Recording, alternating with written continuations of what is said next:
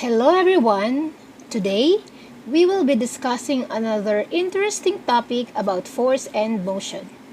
But before that, let's have a review of what we have learned last time. Are you familiar with this game? Correct!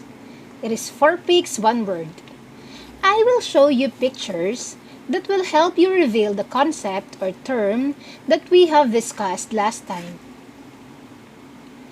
Can you guess what's the term? Very good. That is the law of interaction. For our next question, who formulated the laws of motion? Can you guess who's in the picture? Alright, Isaac Newton. And for the last question, Earth's pull make the moon revolve around it. Does the moon also pull on Earth? Yes. The moon also exerts an equal and opposite force on Earth. Now, you are ready for our next topic. Let me show you a collage. What do you see in the picture? Very good. It has something to do with work. What is your mother's work? Do you help with work at home? Have you done your homework? All these questions use term work in different ways. Work, as shall be used here, will also be different from its common usage. At the end of this session, I expect that you should be able to identify situations in which work is done and in which no work is done. Are you familiar with this game? Okay. For this part of the lesson, please write fact if the statement is true and bluff if the statement is false. Okay, are you ready? First statement. Work is done in carrying a bag across a distance of 5 meters.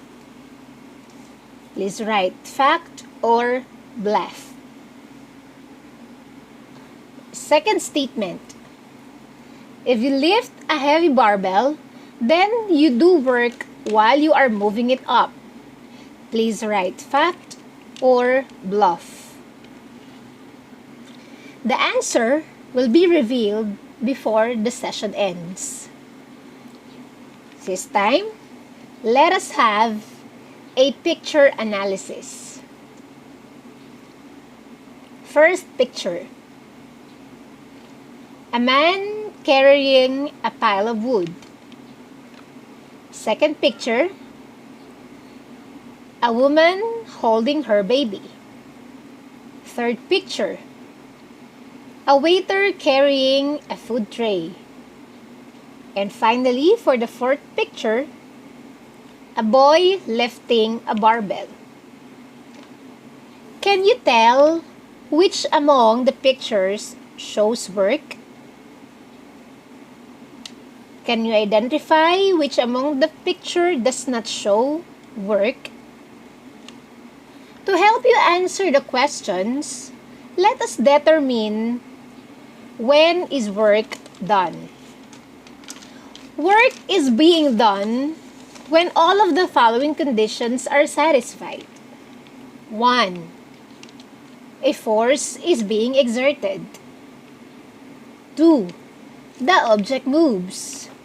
And 3. The motion is in the direction of the force. This time, let us analyze a video.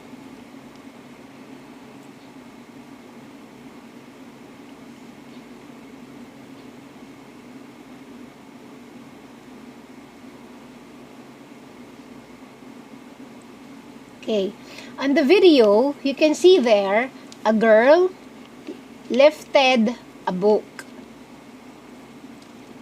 Is force being exerted as the girl lifts the book? The answer is yes. Does the object moves? Yes, the object or the book moves. Does the motion of the book same as the direction of the force exerted? Let us analyze. Let us watch the video again. As you can see, the girl exerts an upward force, while the book moves upward. Is work done in this situation? The answer is yes.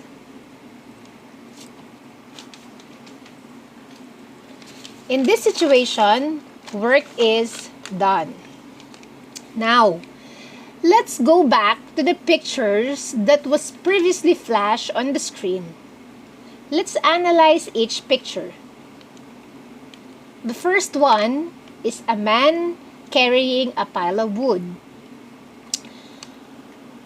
The force exerted by the man is upward, or a vertical force, while the movement of the pile of wood is sideward, or horizontal. Is work done here? Our answer is no. The arrow clearly shows that the direction of the force applied and the movement of the object is not the same. Therefore, we can say that there is no work done in this situation. How about on the next picture? On the next picture, a mother is holding her baby. Babysitting is a tough job. So let's analyze if work is done in this situation. The mother exerts an upward force. However, the baby does not move.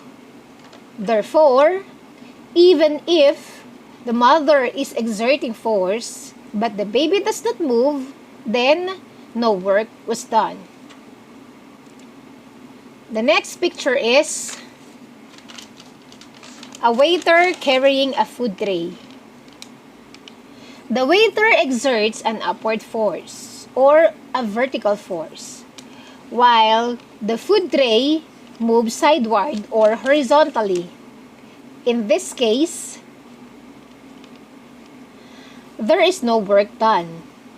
So as you can see, even if we exert force, regardless of its magnitude, if the object does not move or if the direction of the object's motion is not the same as the direction of the force applied, no work was done.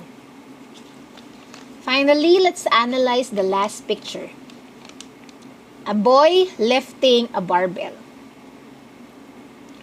The boy exerts an upward force, and the barbell moves upward. Is work done in this situation? Yes. Work is done in lifting a barbell.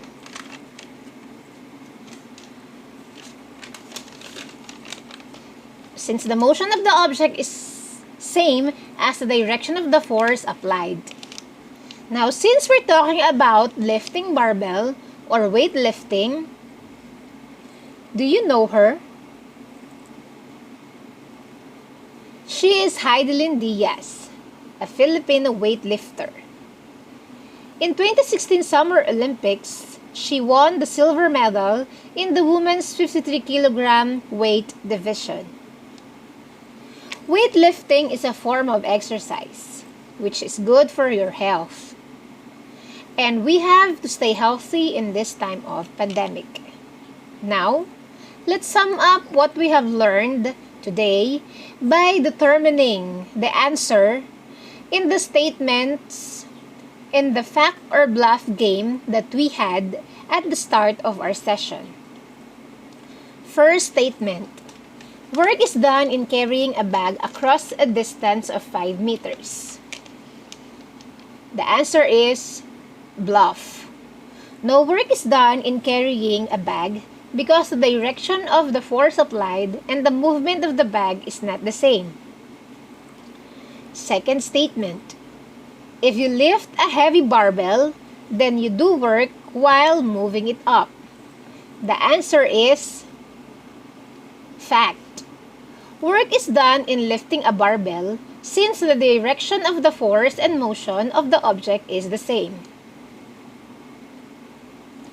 Now, be ready for a short quiz. Study the diagrams on the table.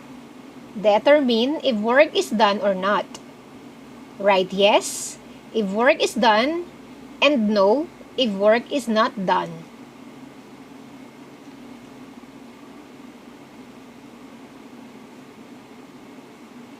Analyze the diagrams carefully. The arrows will help you figure out the correct answer. Last 10 seconds.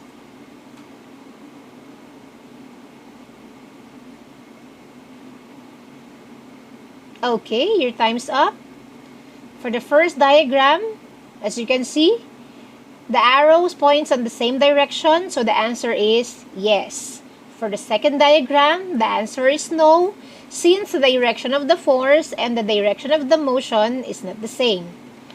The third diagram, the answer is yes.